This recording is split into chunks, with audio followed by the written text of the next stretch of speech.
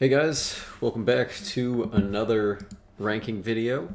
This time I'm doing the Big Robots movies. So this is the companion video for the Big Robots trend video that I made.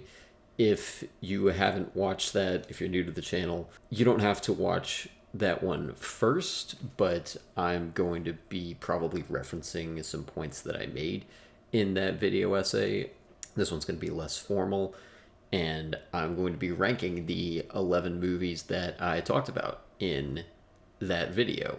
We're doing all 6 Transformers movies plus Bumblebee, so 7, not including Transformers 1 that just came out, but I'm going to talk about that a little because that wasn't included in the video because it hadn't come out yet when I made it. But I want to talk about it a little bit at the end. So all of those, both Pacific Rim movies, Battleship, and Real Steel. Spoiler warning if you care. Yeah, let's get into it. Starting at the bottom, we're going to go bottom to the top, just like the Gritty Fairy Tales one that I did for this. So at the very bottom, we have Transformers 4 Age of Extinction. This is a rough one. So I believe, I saw all the Transformers movies in order. I think maybe I mixed up a little bit with Bumblebee and Rise of Beasts in the last night, but I know I saw this after having seen the first 3. I remember I wanted to see it in theaters and just didn't get to it, and thank God, because that would have been a huge waste of money.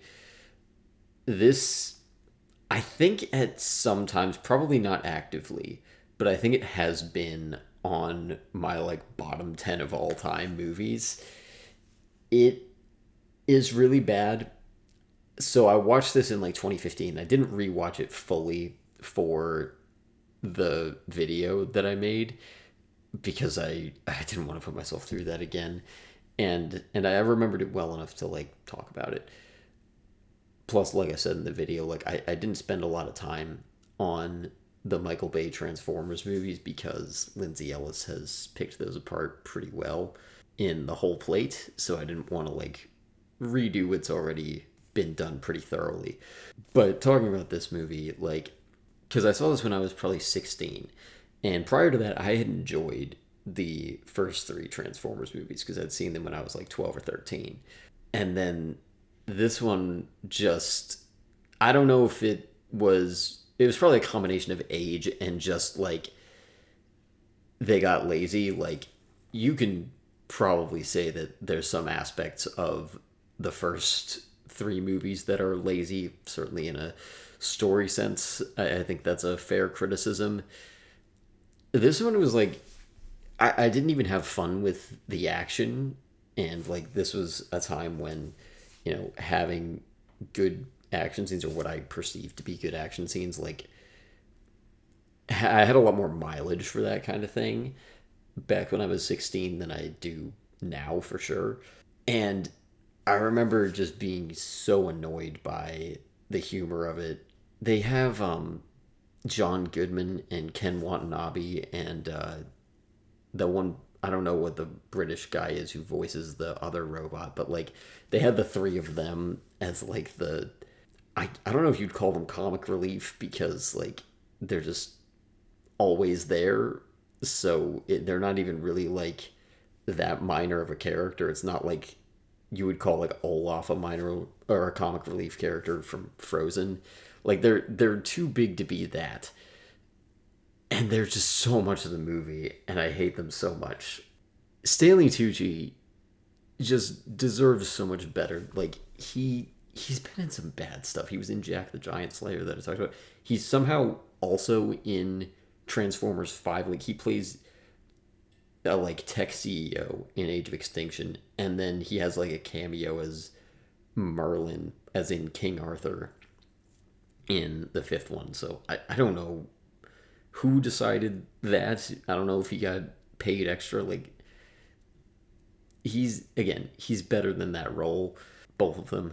This, I think, was maybe where Mark Wahlberg started taking some really bad projects too. I'm trying to think of his filmography, and I don't know that he's made a really good movie, or like been in a really good movie since this came out.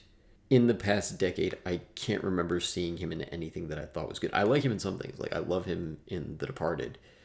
And honestly, that's the only thing that's coming to mind that I like him in. I'm sure there's other things, but he's not enough to carry this movie. And, I didn't talk about it in the video because it's been talked about to death, but yes, there's the like notorious scene where the movie like screeches to a halt to explain why it's like legal for I don't remember the characters' names, but like the 21-year-old dude to from Ireland to be dating Mark Wahlberg's 17-year-old daughter. And there's just like so many levels of why did you do that? Like, nobody made you. There's no source material you're going off of that you have to explain. You could have cast two different people. You could have rewritten it. It's legitimately concerning to me that like somebody wanted that scene in the movie and then it made it through every level of production. And they were like, yep, we're keeping this here. I don't get it. I don't really want to know the behind the scenes for it, but like just getting the elephant in the room out of the way, if you've seen the movie, it's like probably the thing you remember. And yeah, I remember this just being like super long and boring and generic, and like there's like a dumb fun to some of the action scenes of the first three movies, and there's like, I talk about it in the video, there's a legit craft to some of those action scenes. They didn't bring their game here. Like this is when it started. Like whoever was putting in that work to make the action scenes at least like kinetic and somewhat exciting in the first three, they stopped bringing it. I don't know if that's Michael Bay. I don't know if that's like other people. Maybe it's a combination. They didn't bring it here, and it's really bad. Moving up to the next one, number 10, we have Transformers 5: The Last Night. So I saw this one more recently because I hadn't seen it before making this video, and I needed to do that if I was going to be comprehensive. And I truly like, I think my letterbox review for this movie is like, I'm not trying to flex when I say this. I think I would have had to actively try to make a movie as bad as this, like both from a writing and editing perspective, because like those are like the two parts of production that I have the most experience in.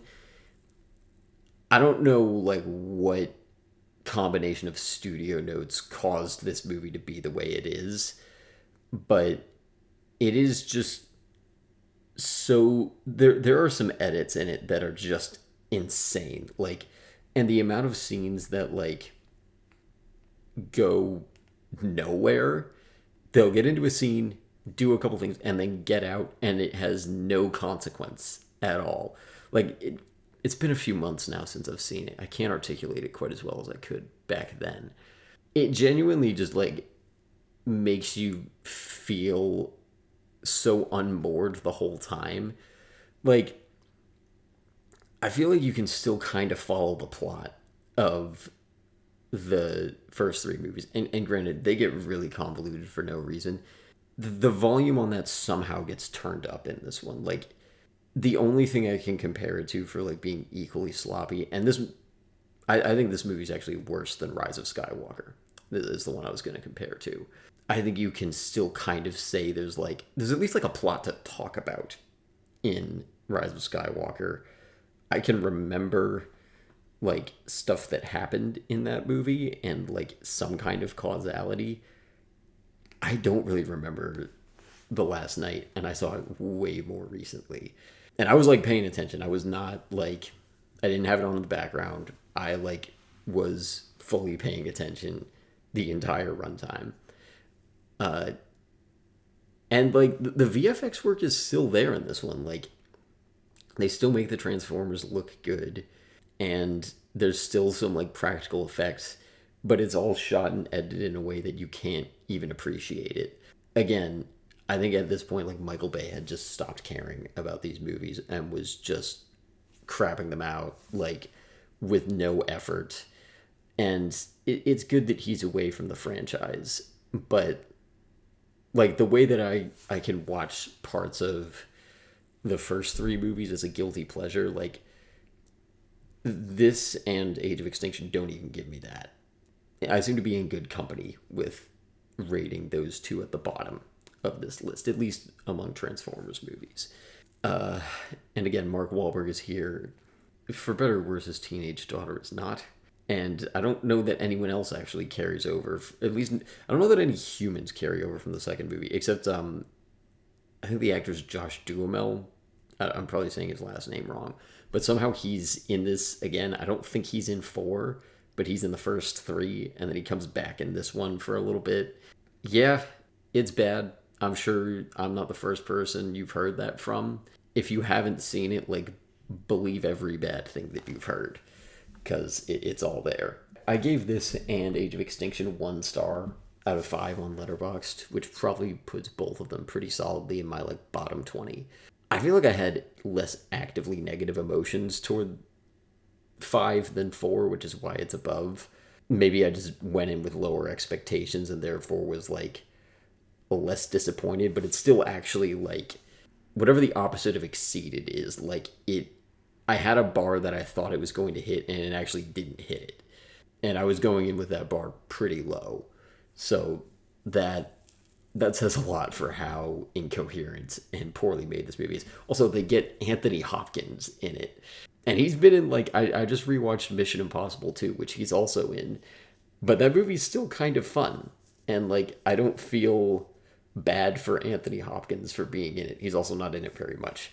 He's in more of this movie, and I feel for him. He's in this and is fine, but the movie's really bad. Going slightly better, we get to number 9, Pacific Rim Uprising. This is, I talked about this a bit in the Gritty Fairy Tales ranking video, but this is a movie that it feels like nobody wanted to make, or nobody wanted to exist. Like, there's a lot of love that I feel, or at least a decent amount of, like, care that's put into the first Pacific Rim movie, and it's not here in the sequel. And I've heard from friends, like, I did a little bit of research into, like, there's a lot of lore, like, expanded lore that Pacific Rim has, and from the first movie you can kind of, like, feel that they have some, like, little world building tidbits about, like, the way that, like, kaiju's brains work, and the, like, some of, like, their home planet and stuff, like the place they come from, and some backstory about, like, the Jaegers. And I don't know that, like, you should have expanded into, like, all of that for this sequel, but it doesn't do any of that. And I talk about it in the video. The biggest problem I have with this is that, one, the kaiju fights are somehow worse. They're not even bigger, and I'm not someone who thinks that, like, bigger is better, but, like, when you have a sequel to, like, a big studio movie like this, at minimum you expect them to go bigger, and they really don't. Like, they have a few kaiju form into a mecha kaiju, and then 4 Jaegers fight them. So I guess if they're going bigger, it's that, which is fine, I guess. But the fight's not, like, that good. And I'm not, like, a huge fan of the kaiju fights in the first movie either. But they're not as good here. Like, it feels more like a kid playing with toys, or not that it feels more like a kid playing with toys. The Jaegers feel more like toys. I think this is another, like, I didn't really talk about this in the video, but there's a thing I noticed where, like, the visual effects get worse as this trend goes on. Like, if you look at, like, the Jaeger behind me, I'm not sure which movie this is from. I assume it's the first one, but there's, like, more detail. I don't remember the name. I think it's CGY is the channel. They did a breakdown. I think it was, like, just after I put out my Big Robots video, they did a breakdown on like why the visual effects in Transformers, like the early ones, look so good. There's a whole bunch of reasons for it, and I do find it really impressive. There's also like a downscaling that I sensed in like Bumblebee, Rise of Beasts, and this movie, Pacific Rim Uprising, where like the robots just don't feel as real. They feel more cartoonish. And I assume, I can only hope that that is easier on the VFX artists.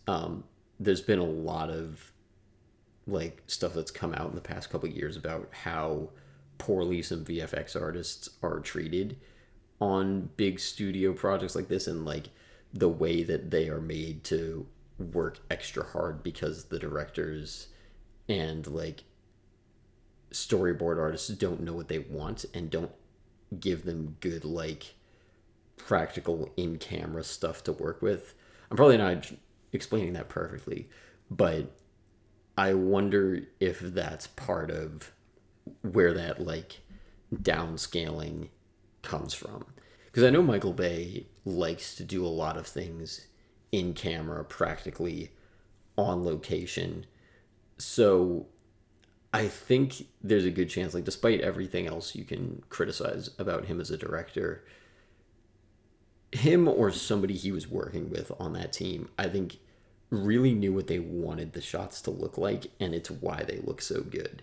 Again, watch that CGY video for a better breakdown, because he goes into it really well. That's like a place where I feel like this is worse. And the biggest problem with this, I think, or maybe it's not the biggest problem with this movie, but this movie is the biggest example of one of the problems I talk about, which is the human problem. There are just so many characters that we get no investment in and spend so much time with in this movie. I think this, though, gave us Kaylee Spaney. I hope I'm saying that right. She was like nobody when this movie came out, and the past year has just kind of been blowing up as this rising star. We saw her in Priscilla, which I still haven't seen, but she's in that. She's in Civil War and the Alex Garland movie, and she was in Alien Romulus this year. And I didn't think like her performance in Pacific Rim Uprising was that outstanding, but I've liked her in the two things I saw her in this year. So I see a bright future for her career. And honestly, like, if all that this movie ultimately is good for is like giving her a career, I think that's kind of worth it. I don't think it's like awful or bad for the industry. I guess that's the one kind of good thing I can say for it. Okay, let's move on to number 8. Transformers 2 Revenge of the Fallen.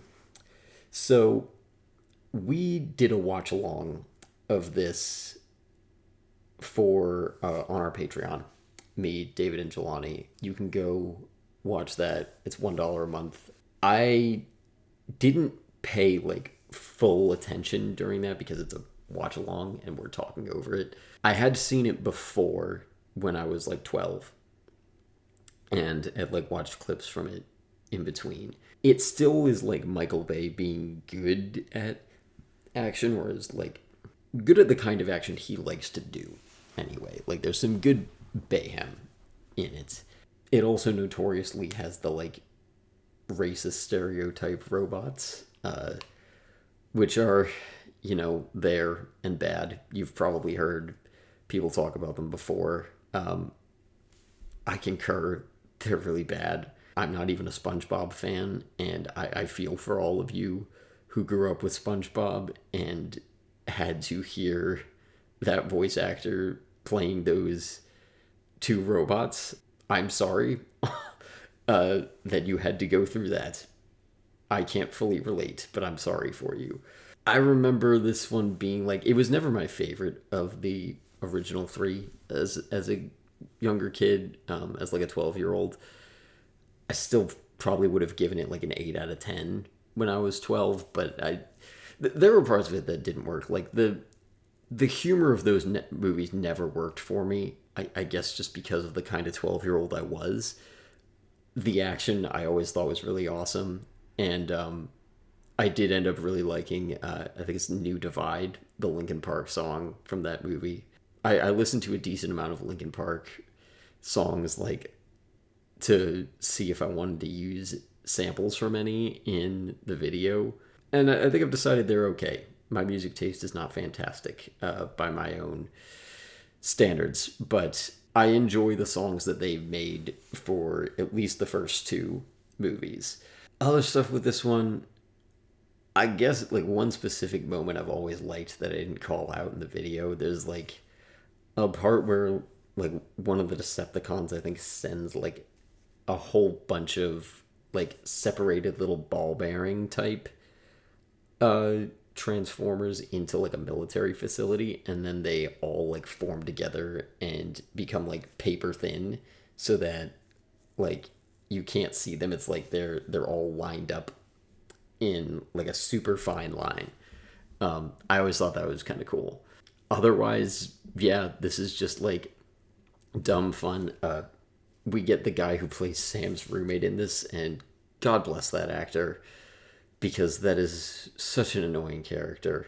Yeah, I'm trying to remember if there's anything else to call out from this one. I don't think so. So we're gonna move on to Bumblebee. I pretty much got like my thoughts out in the video, the main one on this. I acknowledge that it's like one of the better told stories of these movies, but it just didn't really work for me.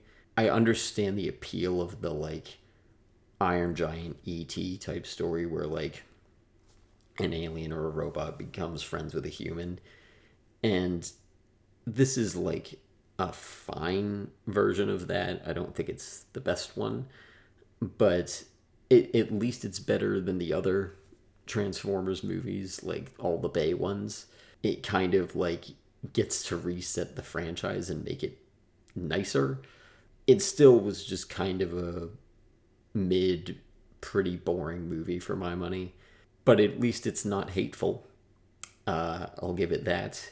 The action, I gotta say, is not that fun in this. Like, I'll take the Bayhem over this. Like, it just, I felt the same way watching these action scenes as I do watching like almost any MCU fight scene or a lot of like heavily CGI action scenes in like PG-13 blockbusters these days. It's just kind of like cartoons kicking each other, and I wish they were better than that. Same criticism for like the Pacific Rim 2 fight scenes. It just kind of feels like they're not bringing a whole lot of like action craft to it, which is too bad, because that should kind of, given what the movie is, I feel like that should be kind of the main selling point. Granted, at least this time they are like delivering a competent story. So I can't say that like nobody tried with this one. So if this is like your favorite, I don't want to take it away from you. I know at least across like a lot of rating systems, like this is considered one of the maybe the best, or at least better than the Bay Transformers movies. Good on all of you. I wish I could like this as much as you do, but I don't. Next we get Transformers Rise of the Beasts. I praised it a bit in the main video because it just like, it does things that I wish the other movies did. Like, I think it learns some good lessons from them, namely cutting down on the human characters and handling theme a little more cleanly. Still a pretty down the middle action movie, like doesn't rank anywhere near my favorite of 2023. I didn't see it in theaters. I watched it at home and only for this video.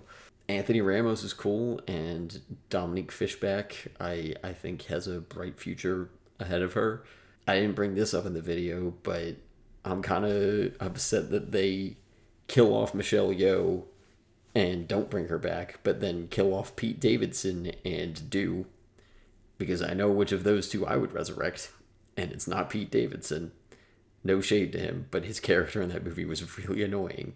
I, again, like, I wish this had action that was as good as the Bay action, or at least as, like, fun. Again, that's kind of a personal taste thing. Other people's mileage may vary. Like, I maybe give Michael Bay a little too much credit for, like, his action.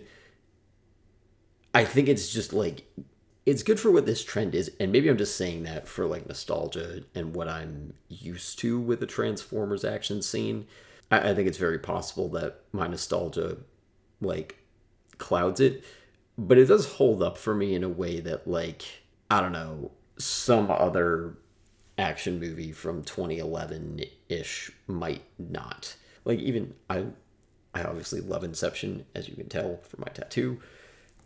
The action scene in that, they don't hold up that great. It's like one of the very few things that I wish was a little better in those. And I'm only mentioning that to just say that, like, somehow the first three Transformers movies, the action kind of still hits and is sort of fun for me. I stand by some of what I said about, like, Michael Bay is bringing a craft to them. And I should give credit to Rise of the Beast because they are trying. I think you can tell that, like, they're doing a lot more of the, like, heavily green screened, heavily CGI, probably not much practical effects work in it. Like, especially the finale of that movie, I'm pretty sure that's just like a full on CGI, almost video game thing. And I don't love that it's in just like a dirty, like, crater of a volcano or whatever. I think Transformers action scenes are better when they're in cities. I think the best ones in the other movies are. They, especially because, like, they're vehicles. You kind of want them in settings that vehicles are in. I think they work better with that, and there's just, like, there's more for them to interact with. Whereas they just kind of, like, made the finale of this movie a bit more like almost like a Lord of the Rings type battle, where you have, like, two forces crashing together. Personally, I don't think that is what Transformers action is good at. That's just a me thing. I think if we're gonna get more live action ones, bring them back to cities. We'll see what they do in the future. Yeah, otherwise this is, like, pretty down the middle. They also teased the G.I. Joe crossover at the end. I don't care. I think Jelani might enjoy that. He's a G.I. Joe fan and has advocated for us doing a watch along of Rise of Cobra on the Patreon, so that'll probably happen at some point. I've never seen it, so maybe that could be a good crossover. I'm kind of skeptical, but Stranger IP crossovers have turned out to be decent, so, you know, good luck to them, I guess. All right, number 5, we have Real Steel. So I did rewatch this one for the video. I don't know if I'd seen it in its entirety, but I remember I watched most of this on, like, cable. In 8th grade, we did, like, a field trip where we went away for, like, 5 days, and I remember one of the nights me and the 2 friends I was rooming with in the hotel watched this. I wasn't a huge fan of it. I still really hated the kid in it. I thought he was so annoying. I still feel that way now, having rewatched it for this video. He's a real low point. But I think this movie, more than anything, like, this is far from Hugh Jackman's most, like, impressive performance on, like, a very technical level. I think I was more impressed by him in this movie than I ever have been otherwise, because he took this, like, pretty generic character in a story that didn't really get me invested, and he has a son that I really hate, but somehow, like, the charisma that he brings to the role and, like, the amount that he commits to it, like, when he's smiling and cheering for the robot, I'm like, all right, I'm kind of with you. Like, it doesn't get me super invested, but like I can tell it's just his performance that's doing it. So that's got to count for something. Like, there's a reason he's a big star, and I think this movie like might be some of the best evidence for that, even though it's largely forgotten. Yeah, it also kind of does the Iron Giant thing, which whatever. I at least appreciate that like this movie understands that the appeal of the trend is we want to see robots beat the crap out of each other, and that's like what it's centered around. And they're decent boxing fights. I don't know if there's like more lore to this world. I kind of expect that there isn't. For a 2011 like kind of family action movie, it's fine. I probably would have given it a 7 or 8. Actually, no, I don't have to guess that. I think if I had counted that as seeing it, because I don't know if I like watched the whole thing the first time, I probably would have given it like a 7 out of 10. I was like, all right, this is fine. I hate this kid. That would be my main review. Now I give it a 2.5 out of 10. Or 2.5 out of 5, sorry. So it's mid. It's fine. Number 4. This is probably higher than it should be. I have Battleship at number 4. I should emphasize that even though it's like on the upper end of this list, I still only give it 2.5 stars. I wouldn't call myself a fan, but it's at least kind of entertaining for 2 hours. So I didn't mention this in the video, but I saw this in theaters because my dad brought me to it, and I have always thought that is ironic because I, as the 13-year-old in that situation, should have been the one asking him to reluctantly go rather than the other way around. But he had like he was in the Navy at the time, and I think he like probably knew some people who were involved in it. I know I talked to him about it before making as I was making the video, and he told me that like there's like the blue, I guess you'd call them camouflage uniforms that everyone wears in that movie, and the Navy was like wanting to roll out those uniforms in real life, like in conjunction with releasing this movie. It's a little fun fact for you there. I think he also told me they sort of flopped and weren't a big hit. I remember seeing him wear like, or I don't know if I ever saw him wear those like blue uniforms. I know I've seen them in like his closet and like in our laundry and whatever. He's at least had them, and I know I've seen like other people he's worked with wearing them. So that's just kind of like how closely this movie works with the Navy, which like you could tell anyway if you've seen it. This is just a random thing that I'm remembering that's coming to mind. They played The Funeral by I believe the band is Band of Horses. I'm gonna look it up right now. Yeah, Band of Horses is the name of the band, and like they're playing that at like the ceremony at the end, but not like as they're getting their awards or whatever. It's like as they're hanging out taking pictures afterward. It's not even that prominent. It's just a really weird song to be playing at that time to me. I don't know if other people know that song. My art teacher in high school used to play it a lot, and I recognized it here, and it's just such a tone clash. I'm trying to think if I have more to say about this one. I remember seeing the trailer for it at like the Super Bowl that year and just being like, oh, yeah, it's a Transformers ripoff. It's not going to be as good. Which it wasn't. It's at least not mean-spirited, and the action's okay. Like I said, this is like higher than it should be by all accounts. Like, I will fully admit Bumblebee and Real Steel are better than this movie, but I had a slightly better time with it. That's all I can really say in praise of it. It's still really dumb. Actually, this is like the smallest point of praise. The one scene where they're actually like doing the game Battleship, where they're like tracking the alien ships and like seeing the coordinate map, that's actually a legit pretty solid scene. Go watch just that one. Like it's not like a top tier scene or anything, but it's actually like they kind of brought it with that one. All right, number 3. Pacific Rim. I think if I was asked like which of these I think is best, this is the one I would put at the top of the list. Like, I hesitate to call it like the gold standard for this trend, but I think it is a better one to model off of than anything else in a lot of senses. Story, I think it is like really simple and like just functional. It's not doing anything crazy. It's doing a pretty basic three act structure, pretty basic character arcs, but they work.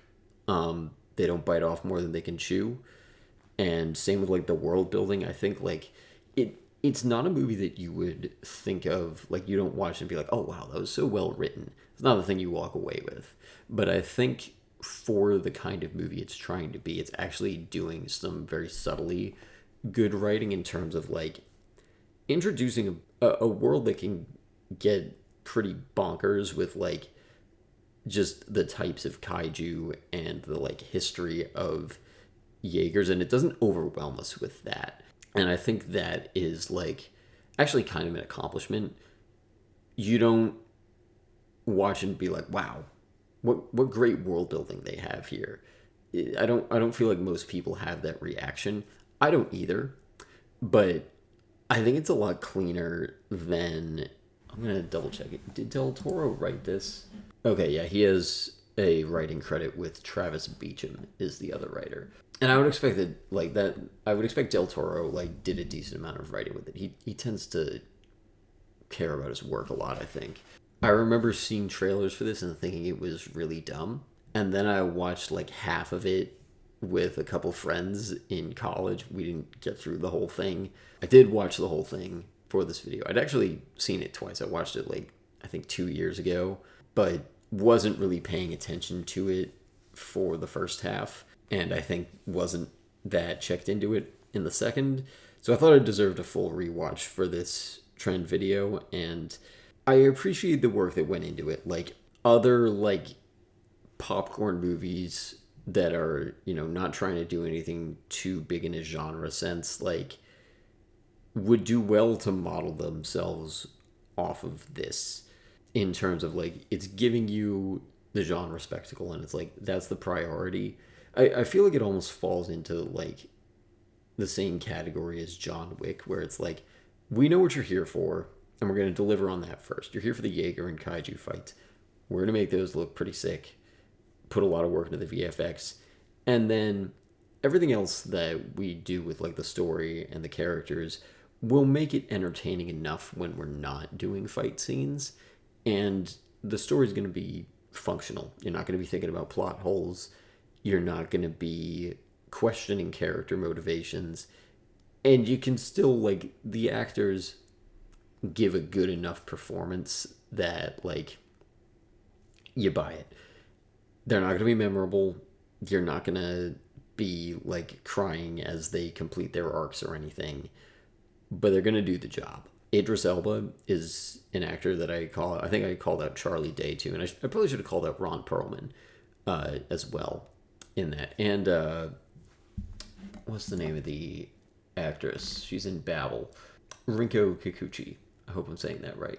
She's like another one who I think they deliver like pretty solid performances for what this is. Again, it's not going to be something that wins Oscars, but it's going to be good enough, which is where Charlie Hunnam comes up short. I should not come after that man very much because he, by all accounts, like I haven't heard anything bad about him. I just never care when he is the protagonist of something. Like he is never compelling to me, and I am a little sorry for that. Maybe he's a better actor, and I just haven't seen him in good stuff. They should have got somebody better for this movie. He doesn't kill it. He's not as bad as, say, like Daniel Radcliffe in the first couple of Harry Potter movies, where like, and again, no shade to him, he was 12 at the time, but he's like almost bad enough that it ruins those movies, is like almost that bad. So Charlie Hunnam's not that, but he's a generically handsome white dude who just has no charisma in any role that he plays. So he's like the biggest downside to this. Otherwise, I think this is good for what it is. Like they deliver what they promise. And it's better than it could be. It's better than I think every other movie in this trend at a like just functional level. So moving on to the last two. Number 2 is the first Transformers movie. I saw this twice. I think once when I was 12 and then once again when I was maybe 14 or 15. It was probably before I was like gaining good film literacy. Like I remember it being maybe within the first like 20 or so movies that I reviewed back in high school. So certainly my critical chops were not very honed at all the last time I watched this movie in its entirety. The clips that I've seen of it since then, I remember it having a more well-structured and well-told story than the others, and the action is pretty solid in this. Like, it was a big deal at the time, and you can see why it kicked off this trend, because like the action visual effects really solid. They hold up really well even now, coming up on 20 years later. That said, it's a Michael Bay movie, and there is a lot of Michael Bay-ness in this. So I think there's a chance that if I rewatch this in its entirety without, like, alone, like not as part of a watch along or anything, it might slide down the ranking a bit. But I did rewatch some scenes, and they didn't turn me off enough, and some of the action was good enough for like the action scenes that I watched that I'm like, yeah, it's number 2. I don't love it. At best, it's 3 stars out of 5, but it's somewhat quotable. And when I say that, there's like 2 lines that are fun to quote, and one of them is just, I ate the whole plate. And I quote that because it's the name of like the Lindsay Ellis series. Yeah, aside from that, you all probably pretty much know what it is. It's like, it's a big, dumb action movie with dumb Michael Bay jokes and just general cringe that he brings to it. And it made every boy I went to middle school with develop a celebrity crush on Megan Fox. So that is the legacy of Transformers, and also all the movies that we've gotten since then.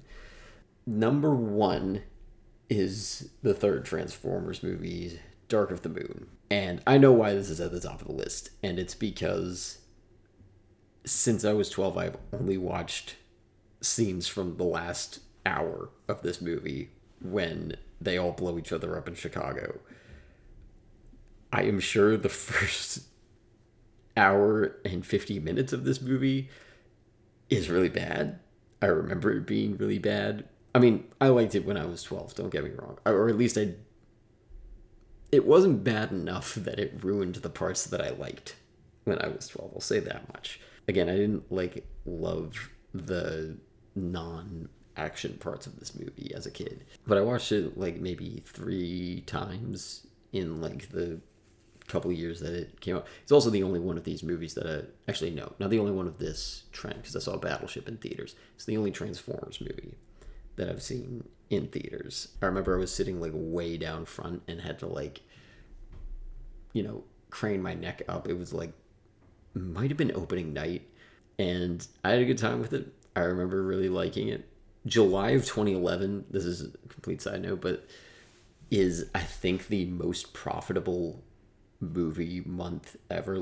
The box office made more money than any other month in history, and I think a lot of that is, so that was the month that Transformers 3 came out, Dark of the Moon. It's also the month of Harry Potter and the Deathly Hallows Part 2, the last one. So that's 2 movies that made $1 billion right there. And I think also Captain America First Avenger was out then. And maybe there must have been a big kids movie at the time. It was Cars 2. There was just so much money that was made that month. I'm gonna look it up real quick. I'm on Box Office Mojo. Okay, yeah. So that month you had Deathly Hallows Part 2, Transformers 3, Captain America First Avenger, Horrible Bosses did decent, Cars 2 is Zookeeper. Okay, and then you go down the line and there's a few other things. Oh, Super 8 was another one I saw that month. I also went to Mr. Popper's Penguins because my mom and sisters wanted to, and I guess I didn't have a choice. Cowboys and Aliens is still there. That was one I actually considered. I watched it because I thought it might count as part of this trend, but it doesn't. They are not robots in that movie. They're spaceships. So RIP to that. But that was also out at the time. Okay, so I think that does it for the list. Actually, before I get away from that, Dark of the Moon is on another list of movies that I have that I call movies that are justified by one excellent scene. The one scene in this, it's kind of the whole last hour, but the sequence where like the driller bot is like crushing the skyscraper, I can't really say anything bad about that sequence. I think it goes pretty hard. I won't stand up for the rest of the movie, but like I mean what I say when I put it on that list. Like that scene's good enough that like we can just have the rest of the movie there and it's worth it. I won't disclose the rest of that list. Maybe I will make a video about it at some point. Do one like this. Yeah, that is on that list for a reason, and the driller bot scene is very good. So that's the end of the list. There were two things that I wanted to also talk about here that I didn't do in the video. One is that I have now seen Godzilla -1 since making this video. We did an episode on it pretty recently. Jelani picked it, and his topic for that was the human solution. And had I seen that before making this video, I might have talked about it because, as we talk about in the episode, they do a really good job with the human characters in that movie. A Godzilla movie, I think, lends itself a little better to that than one of these robot movies. But maybe I just think that because we've gotten better Godzilla movies than we have with like Transformers, and maybe it just could be good, and I've been trained to expect it to be bad. I wanted to shout that out as like, I think a really good big robot movie might do well to take after Godzilla -1. I don't know that it could be quite as like emotionally deep, because you don't have the benefit of the like post-war Japan setting, or at least I don't really see how that would work. I don't know anything about like Transformers lore that fits into that. Although within the Michael Bay series, they've already had them both like I think between the third, fourth, and actually no, across all the movies, I think they're like they were there at the forming of the pyramids. They were also there when dinosaurs existed, which is why we have the Dinobots in the fourth movie. Also, apparently, they're why we went to the moon, yeah, in the third movie. And they were, like, involved in a whole bunch of wars throughout history, according to the fifth one. Like, that's something I gloss over in the video, is just that, like, the history of that series contradicts itself, or I don't know if it even contradicts itself. It just like expands out in ways that are really hard to buy. And I think because the rest of the series is so dumb, we're just like, all right, fine. When Anthony Hopkins tells us, oh, that's the watch that killed Hitler, sure, why not? Like at this point, you've already retrofitted your own continuity within this franchise. Also, one thing I forgot to mention for Transformers Revenge of the Fallen, it has always been hilarious to me that you call that movie Revenge of the Fallen, so you think, okay, the Decepticons are going to come back, the ones that fell in the first movie, and they're going to take revenge, like Revenge of the Sith. And then in that movie, the bad guy is a character that is literally named The Fallen. Even when I was 12, I was like, sorry, that's what the title be? Okay. Really weird choice, but okay. I don't have more to say with that. It's just a really weird choice. Okay, so that kind of got away from Godzilla minus one, but I don't think I had more on that. The other thing I wanted to bring up is that a few weeks ago, as I'm recording this, Transformers 1 came out, the animated movie. Seems to be getting decent reception. I didn't think it looked great personally. I haven't gone out to see it yet. Maybe I will just out of curiosity once it comes to streaming. I remember seeing the trailer for it as I was making this video, and I considered talking about it, but I kind of had a lot of stuff like already in place, and I didn't really know how to fit it in. I think it's interesting, at least, that they are trying to make a Transformers movie with no humans in it. I think that could be the right move. It doesn't seem like it's pulling in amazing numbers at the box office. Also, they put it out in September, which signals to me that they don't believe in it a ton. September's not a huge movie month. Like September and January tend to be two of like the lightest months of the year where you don't put out your big releases then. So I don't think they believe in it a ton.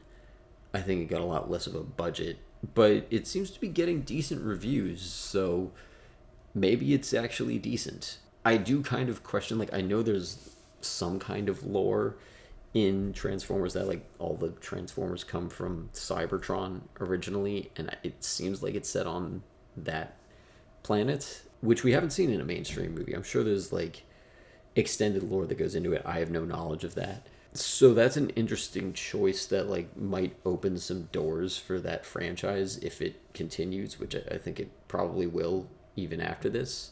I have kind of wondered like how does it work, because like if the premise of your thing is like robots in disguise, like it can be a car and it can also be like a 30-foot tall robot. Why do they need to disguise themselves if they're on a planet where everything is a transformer?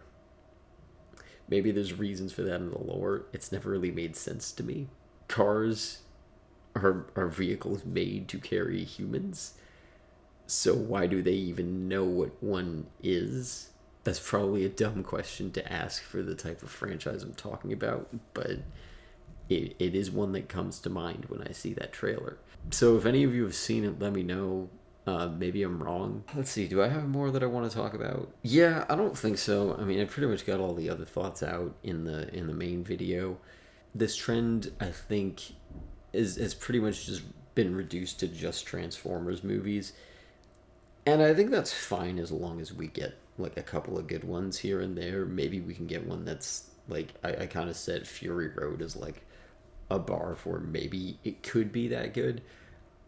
I'm not getting my hopes up for that. I don't think that's gonna happen, but maybe somebody will surprise us. Paramount is their parent studio, and that just got bought by Skydance, which I think is like didn't seem like a big meshing of like, it didn't feel like it had the same weight as like the Disney Fox merger to me, but maybe that will like change some of the leadership and some of the stuff that gets greenlit in that studio, so maybe it will change where the Transformers franchise goes. I haven't really heard that anything like that is happening.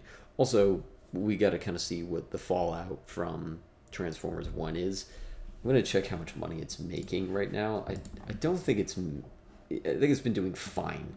7.8 out of 10 on IMDb.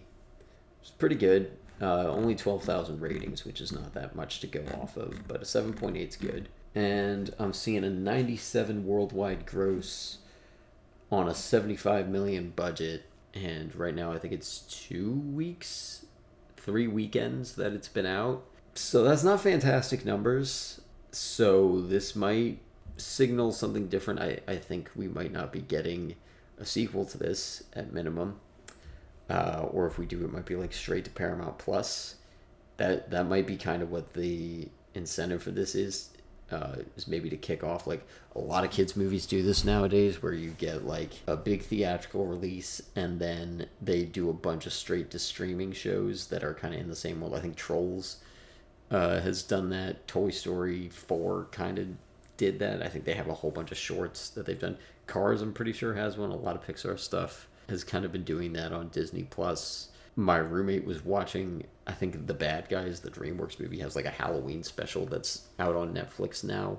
So I think that could be what they end up doing with this. That might be a major reason they're making it. If those box office numbers don't spike pretty fast, and I don't expect that they will, I expect that everything we're getting, like, of an animated Transformers movie, like any animated Transformers stuff, is probably going to be direct to Paramount, would be my guess, based on the numbers that this is doing. That might not stop them from making one more Transformers movie. After that, I think we'll just have to see how well that does and what they do with it. But it's been kind of on the decline. Rise of the Beast did fine, but not fantastically.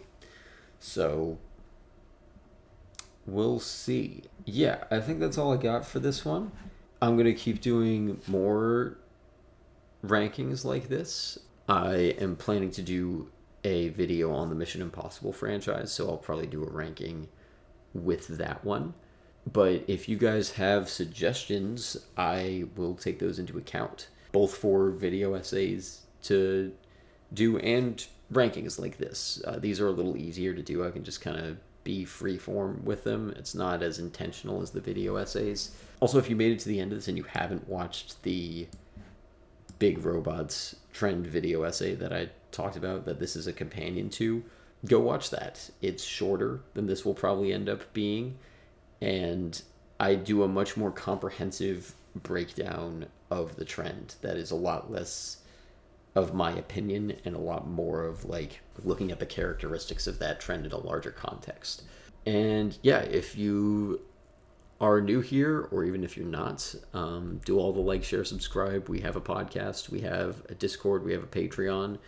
The Patreon is $1 a month. The Discord is free. There's links to both in the description. And yeah, thank you for watching, and I hope you enjoyed this. See you later.